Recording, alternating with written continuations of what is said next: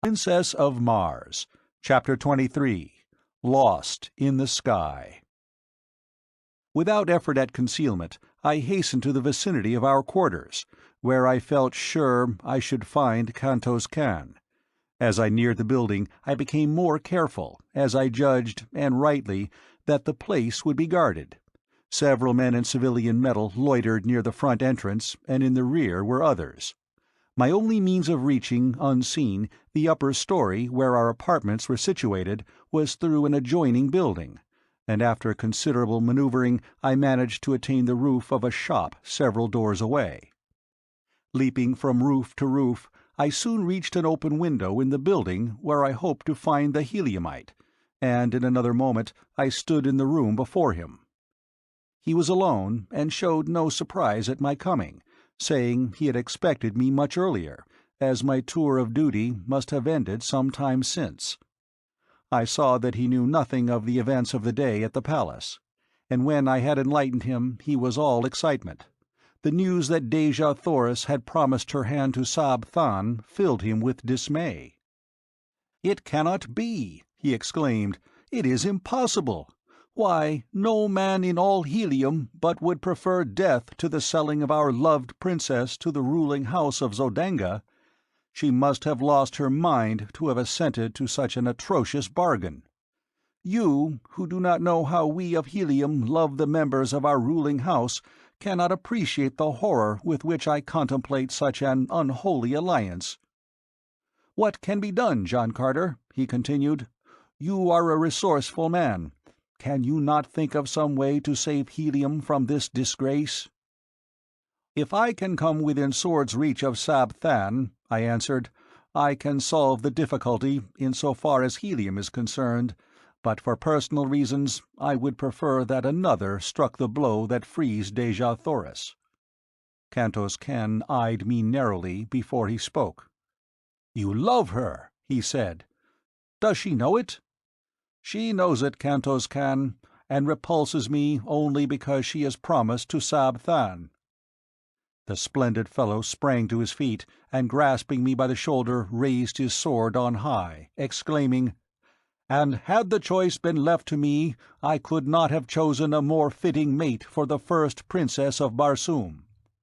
Here is my hand upon your shoulder, John Carter, and my word that Sab Than shall go out at the point of my sword for the sake of my love for Helium, for Dejah Thoris, and for you.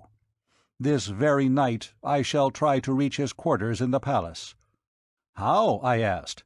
"You are strongly guarded, and a quadruple force patrols the sky."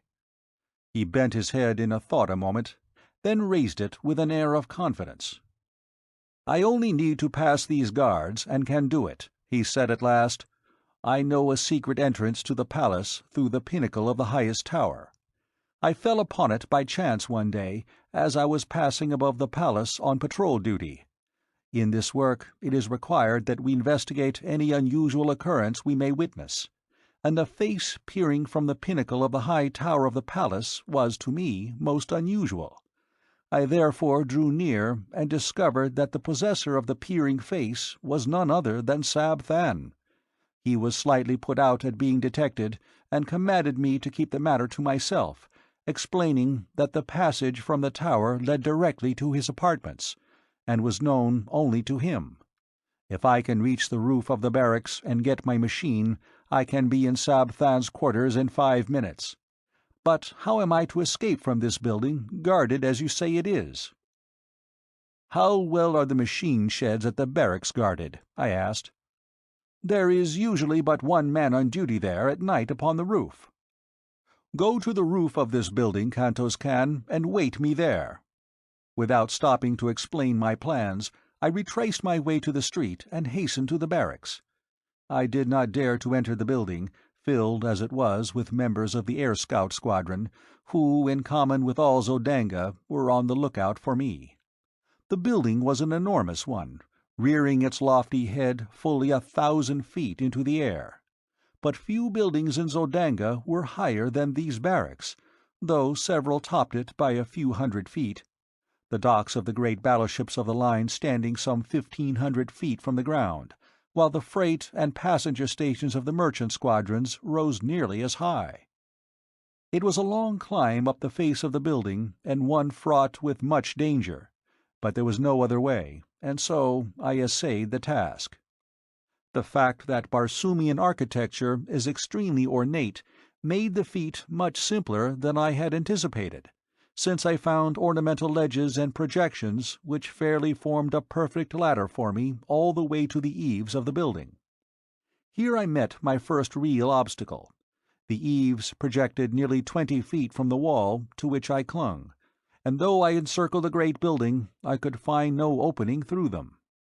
The top floor was alight, and filled with soldiers engaged in the pastimes of their kind. I could not, therefore, reach the roof through the building. There was one slight, desperate chance, and that I decided I must take. It was for Dejah Thoris, and no man has lived who would not risk 1,000 deaths for such as she. Clinging to the wall with my feet and one hand, I unloosened one of the long leather straps of my trappings, at the end of which dangled a great hook by which air sailors are hung to the sides and bottoms of their craft for various purposes of repair, and by means of which landing parties are lowered to the ground from the battleships. I swung this hook cautiously to the roof several times before it finally found lodgment. Gently I pulled on it to strengthen its hold, but whether it would bear the weight of my body I did not know. It might be barely caught upon the very outer verge of the roof, so that as my body swung out at the end of the strap it would slip off and launch me to the pavement 1,000 feet below. An instant I hesitated, and then, releasing my grasp upon the supporting ornament, I swung out into space at the end of the strap. Far below me lay the brilliantly lighted streets, the hard pavements, and death. There was a little jerk at the top of the supporting eaves, and a nasty, slipping, grating sound which turned me cold with apprehension. Then the hook caught, and I was safe. Clambering quickly aloft, I grasped the edge of the eaves and drew myself to the surface of the roof above. As I gained my feet, I was confronted by the sentry on duty, into the muzzle of whose revolver I found myself looking. "Who are you, and whence came you?" he cried. "I am an air scout, friend, and very near a dead one, for just by the merest chance I escaped falling to the avenue below," I replied. "But how came you upon the roof, man? No one has landed or come up from the building for the past hour. Quick, explain yourself, or I call the guard." "Look here, sentry, and you shall see how I came and how close a shave I had to not coming at all," I answered, turning toward the edge of the roof, where 20 feet below, at the end of my strap, hung all my weapons. The fellow, acting on impulse of curiosity, stepped to my side, and to his undoing, for as he leaned to peer over the eaves, I grasped him by his throat and his pistol arm and threw him heavily to the roof. The weapon dropped from his grasp, and my fingers choked off his attempted cry for assistance. I gagged and bound him, and then hung him over the edge of the roof as myself had hung a few moments before. I knew it would be morning before he would be discovered, and I needed all the time that I could gain. Donning my trappings and weapons, I hastened to the sheds, and soon had out both my machine and Kantos Kan's. Making his fast behind me, I started my engine, and skimming over the edge of the roof, I dove down into the streets of the city far below, the plain usually occupied by the air patrol. In less than a minute I was settling safely upon the roof of our apartment beside the astonished Kantos Kan. I lost no time in explanation, but plunged immediately into a discussion of our plans for the immediate future. It was decided that I was to try to make helium, while Kantos Kan was to enter the palace and dispatch Sab Than. If successful, he was then to follow me. He set my compass for me, a clever little device which will remain steadfastly fixed upon my given point on the surface of Barsoom, and bidding each other farewell, we rose together and sped in the direction of the palace, which lay in the route which I must take to reach helium. As we neared the high tower, a patrol shot down from above, throwing its piercing searchlight full upon my craft, and a voice roared out a command to halt, following with a shot as I paid no attention to his hail. Kantos Kan dropped quickly into the darkness, while I rose steadily and at terrific speed raced through the Martian sky, followed by a dozen of the air scout craft which had joined the pursuit, and later by a swift cruiser carrying 100 men and a battery of rapid-fire guns. By twisting and turning my little machine, now rising and now falling, I managed to elude their searchlights most of the time, but I was also losing ground by these tactics, and so I decided to hazard everything on a straightaway course and leave the result to fate and the speed of my machine. Kantos Kan had showed me a trick of gearing, which is known only to the Navy of Helium, that greatly increased the speed of our machines, so that I felt sure I could distance my pursuers if I could dodge their projectiles for a few moments. As I sped through the air, the screeching of bullets around me convinced me that only by a miracle could I escape, but the die was cast, and throwing on full speed, I raced a straight course toward Helium. Gradually I left my pursuers further and further behind, and I was just congratulating myself on my lucky escape when a well-directed shot from the cruiser exploded at the prow of my little craft.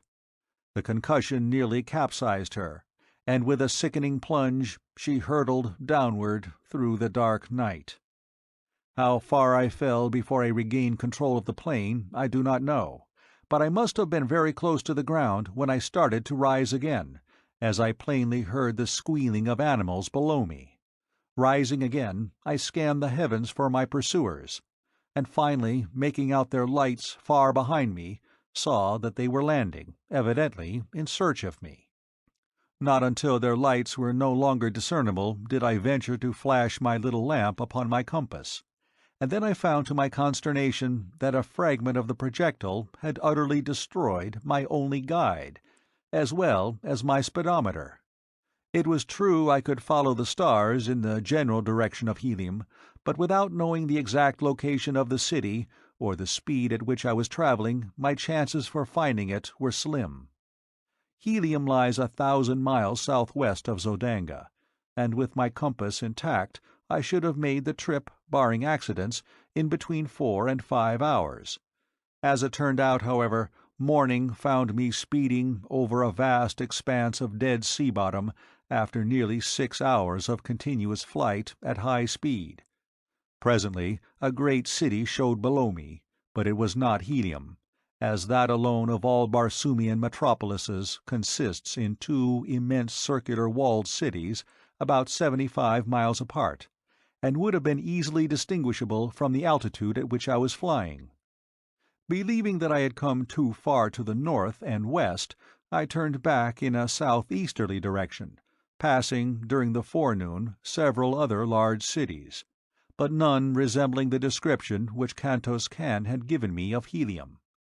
In addition to the twin city formation of Helium, another distinguishing feature is the 2 immense towers, one of vivid scarlet, rising nearly a mile into the air from the center of one of the cities, while the other, of bright yellow and of the same height, marks her sister.